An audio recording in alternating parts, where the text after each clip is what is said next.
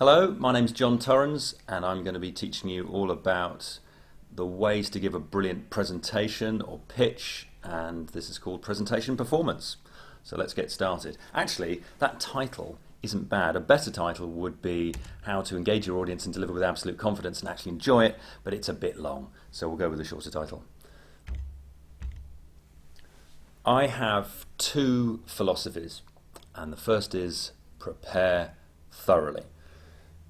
When I speak to people who've had a bad presentation, I always ask them, oh, when did you prepare? When did you write? When did you rehearse? And they tend to say, if it's gone badly, they tend to say things like, oh, I was winging it, I wrote it the night before, and that's why. That's why it went wrong, because you didn't prepare. Now, what's crucial about this is that you prepare the right way. So rehearsing lots is really good, but rehearsing and keeping it fluid is really important. So if you rehearse too much with a script, it can come out a bit wooden. What you should do is prepare and bring everything that you might possibly need, and then on the day, go with the flow. Go with what happens. You can't control what happens on the day, and trust me, something unexpected will happen. It could be someone drilling next door, someone comes in late, or you feel very nervous, for example. Just go with it. But if you give yourself that preparation, it means that whatever happens, you'll probably be able to handle it. Then on the day, just relax, have fun, go with what happens.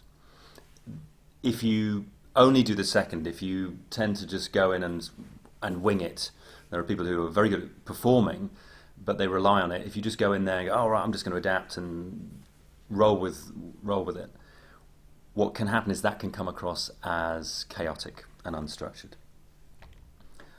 I have another philosophy, which is to be creative, convincing, and concise.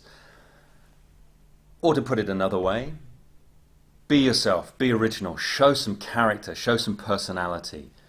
We buy from people, so showing that you are an actual person, a human being, is really good.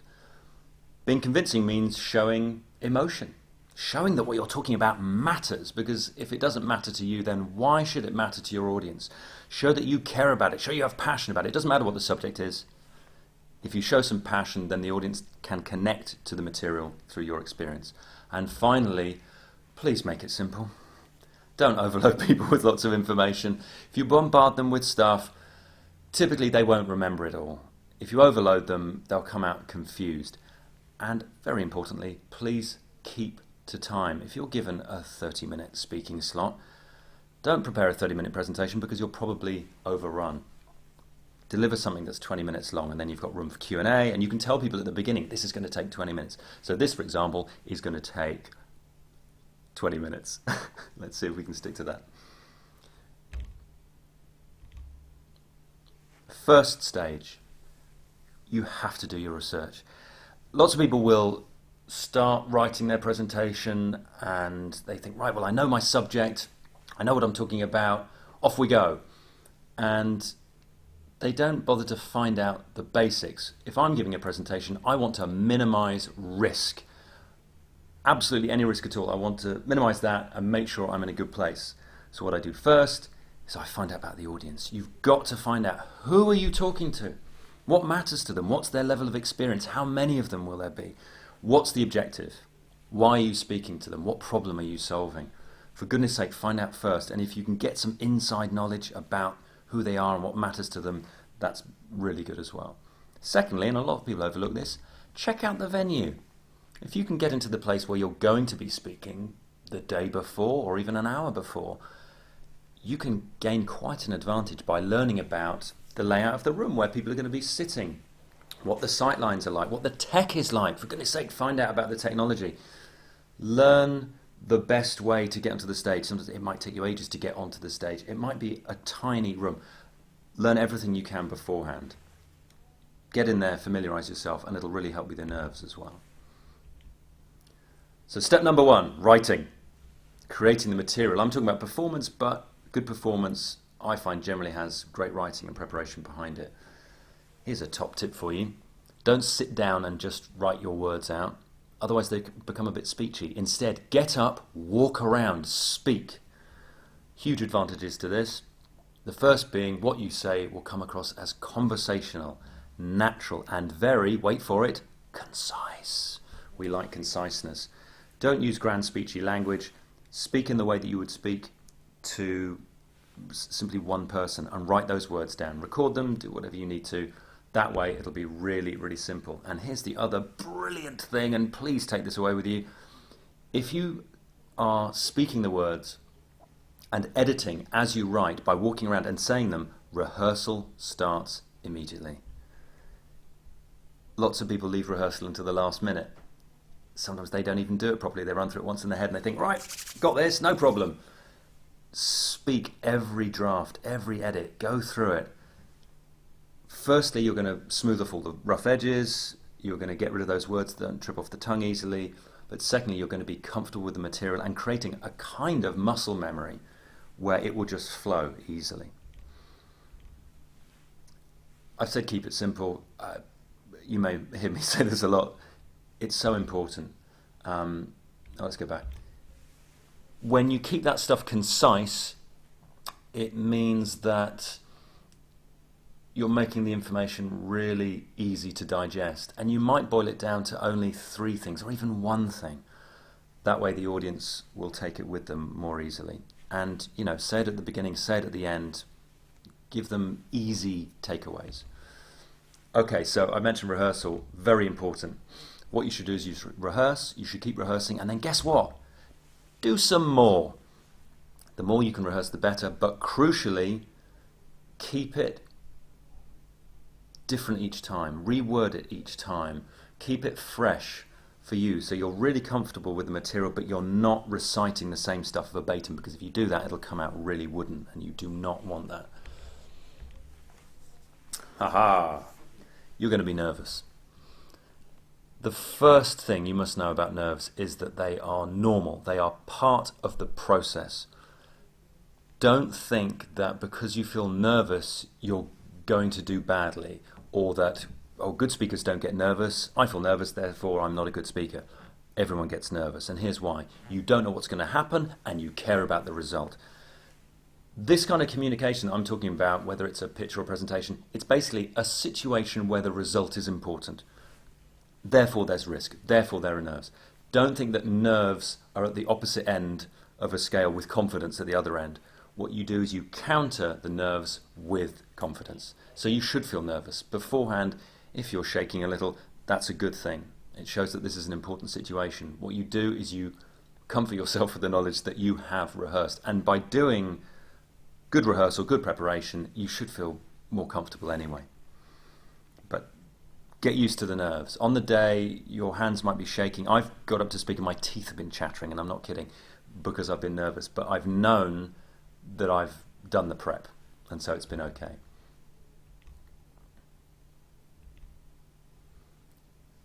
So you've written your brilliant stuff. You get up there. First thing you need to do, grab their attention, engage them. It's like a conversation. It's like meeting someone for the first time. You want to give them good eye contact. Look at them, smile. These are the basics. There's my little face smiling. Look. It's so important, just those first few seconds, because that first impression is vital so that they listen to you. And this counts for pitching, presentations, networking, whatever it is. Hi, this is my name. This is what I do. I'm going to talk about this, and you're off. So engage them that way. Sum up what you're going to talk about. Today I'm talking about basically writing, rehearsal, delivery. Give them those 3 key points. As I say, you could reduce it down to 1, but 3 is a nice number. We really like that. And more than that, tell them why you do it, how you do it, and then what you do. Now, this order is crucial. A lot of people will start talking about what they do, and they say, this is who I am, this is what I do, and this is why I do it. And that's kind of the wrong way around. There's a man called Simon Sinek who says you should start with why. And it's very important. It's starting with what motivates you. To really grab people's attention, tell them, I want to change the world. I want to do this. How do you do that? Well, I do it like this. And finally, this is who I am. This is what I do. So that's Simon Sinek. It's S-I-N-E-K. I'll just put it there. Oh, there we go. Simon Sinek. He's very good. Look at his TED Talks. Excellent. This might be a presentation which is just you. It might be a few people presenting, which I recommend. It can be really interesting for an audience. But whatever you're doing, generally you're going to be convincing people. If it's appropriate, tell them about your team. Tell them about the characters that you've got. They are utter heroes and heroines. Show them that this is important, that you've got a group of people, characters, real people. If you're presenting lots of abstract concepts, that can be tricky. Root it into something real, into real people, real experiences, and tell them about the mission. Tell them what your objective is. What is the problem that you're going to solve? Now, bullet points are a favourite method used by people with PowerPoint. I think that they're okay. However, if you read them verbatim from the slide, that can be tedious because people read fast and you speak. It's patronising because they can already read, and it's pointless. It makes you redundant. As soon as you're reading out material verbatim from the slides, you're basically saying, I don't need to be here, you don't need to be here, I could have emailed this to you a week ago. Please don't do it. Bullets in themselves are not evil. Material that you are simply reading out is. It's a waste of everyone's time. So those bullets that I put there could be boiled down to just the simple first words, and reveal them sequentially like I've done. Just have a little bit of surprise. Then people aren't reading ahead, they're concentrating on what you're talking about at the time. Now, obviously this presentation relies on PowerPoint, but when you're speaking to people in person, giving any kind of presentation, don't fall in love with it. Here's the thing. Most people think that PowerPoint is their presentation and vice versa. It isn't. Your presentation, whatever you're communicating to people, is a collection of ideas. It is persuading the audience of something. You want to move them from one place to another. So when they enter the room, they think about your subject in a particular way. When they leave it, they're thinking about it another way. They have a course of action that you want them to take, and you end with a good call to action. If you think that you can't give your presentation without some slides, that's very bad. PowerPoint, or whatever you're using, whether it's Prezi or whatever projected, shown material you're using, should illustrate and back up what you're saying. It shouldn't be the core of what it's about. If your tech doesn't work, and trust me, tech can go wrong, you need to be able to adapt quickly, show them you're a brilliant problem solver, and move on. As part of your preparation, print out your slides, print out your notes. Have a plan B, plan C, plan D, plan everything else ready so that if the worst happens, you can move on. It'll help ease your nerves, and it'll help reassure your audience.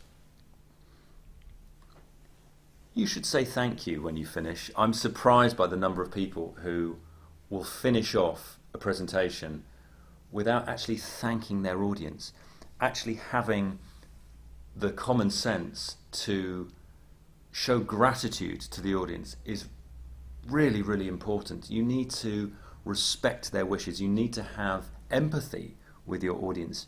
If you're not considering their thoughts, their objectives, it can really, really backfire on you. And I'll go into this a bit more, actually. The concept of actually putting yourself in the audience's shoes is very, very important. And you can start off your presentation with this idea by asking them, what is it you want to know? What is it that's important to you? What matters? What problems would you like to have solved by the end of this session? What do you want to know about? Get that interaction going. Get them to tell you what they want. Get some input from them. That way you can show that there's some real consideration on your part. And as part of your research, you could find out already, if you know anyone who's going to be in the audience, get them to do some homework for you. Find out what matters to them. What do they want to know? What do they think about the subject? And then at the end, actually saying thank you is just a lovely thing to do. You don't have to finish off by reeling off lots of information. Finish off with your message and say thank you. Now, you might get someone in the audience ask you something really devious, and you might finish writing a brilliant presentation and think, well, I hope they don't ask me this. You need to consider the tricky questions. What you should actually do is think of all the worst things people could ask you. So when you finish writing, think, well, if you're thinking, I really hope they don't ask me anything about this subject, come up with an answer. It doesn't matter what it is. Come up with something that you can fire straight back at them. So if it's something really awkward, which you can't answer properly, you can fob them off a little bit. But as long as you've got something, so for example, let's say they want to ask you about a particular feature that you can't commit to. and they say, right, when are you going to have this done? Are you going to do it? You can say, well, we're going to decide this on June the 9th. What you're doing is you're delaying the decision until then. But crucially, you've got something to fire back. So rather than having to think, oh, I don't know, oh, I don't commit, oh, and looking flustered, you're firing something straight back at them. Yep, we'll talk about it then. That's what's going to happen. There are two main reasons I think, that people ask tricky questions. One is because they genuinely want to know, and they may even want to help you, and they want to flesh out what you've said for other people in the audience. But the other reason is they want to look smart. And they know that you can't answer the question. And so the very best thing to do is to simply say, I don't know. If you really can't think of an answer, admit it. It's really important. As soon as you're improvising, as soon as you're making stuff up, as soon as you're blagging it, you will undermine your credibility, and that's not good. Even if you should know the answer, the audience will respect you more if you say, look, I'll hold my hands up to that. I don't know. I will find out. But right now I don't know. And, throw it back. Say, what do you think is the answer? Because if they are trying to look smart, they've probably got an answer already for you. If you blag it, it's risky, it's risky, it's risky. It's risky. Don't risk it. Very bad thing to do. Just admit you don't know. Try to have fun. Try to enjoy it. It's easy for me to say, I guess, if it's a high-pressure situation and you're feeling really nervous. But if you've prepared thoroughly, part of going with the flow is to say, do you know what? I'm going to have fun. I love this stuff. I'm talking about a subject I know about. I've put in the work. I've put in the prep. I'm going to enjoy myself. If you step up there with the smile that I mentioned earlier on, and you look as if you enjoy your subject, it can really generate likability, and likability is key. If you look as if you're having fun, it can really put everyone at their ease, and people will enjoy watching you speak. Relax. Be the expert. Remember, they've asked you to speak. You're there for a good reason because you know about the subject. Assume the role of the expert and the audience will go with you. So finally, be creative, be convincing, be concise. Be yourself. Show that you are different. Reveal who you really are as a character. That's what people want to know about. They want to know what makes you tick. Show originality. That's what we want. We enjoy meeting people. Be convincing. Show emotion. Show that what you're talking about matters. It's important. You can show fury, joy, whatever you like. Show that it's important, and the audience will appreciate that it's important, even if they don't think it actually is. And finally, keep it simple. Boil your material down. Distill it. You'll do everyone a favour. I've said that the audience will remember it more easily. Yes, they will. But guess what? You'll remember it more easily as well. Boil it down to keywords. You can use those as your prompts. Don't have reams and reams of information that you have to try and remember easily. Keep it really, really simple. So, my final philosophy then, prepare thoroughly. Put in the work. Put in a good amount of time writing. Test out your material. Put in a good amount of time rehearsing. Try it out in front of someone else. Once you've got your piece together and you think it's 15, 20 minutes long, say, look, I've run through this a couple of times. I think it's good. Ask a trusted colleague, would you come and watch it? You don't have to do anything. Come and have a cup of tea. Get them to give you feedback straight away. I'm pretty sure the feedback they give you will be really good, straightforward stuff, such as, I didn't understand this, I liked this. That kind of feedback can give you really easy tweaks so that you can go and fix your material. Put in that prep, deliver it differently every time, keeps it fresh for you. Then go with the flow. You can't control what's going to happen, so go with whatever happens. If there is a loud noise, if your tech fails, just go with it. Remember, you've got the prep, you've got your plan B, C, and D. That will put you in a good place, so just go with it. You'll feel nervous, but going with the flow will make things much more easy for you. And I said you should always end with a thank you, so with that in mind, I will say thank you very much. Thank you for listening. I hope that this is useful. You've got my website and my Twitter name there. Find me and there's more information. Thank you very much.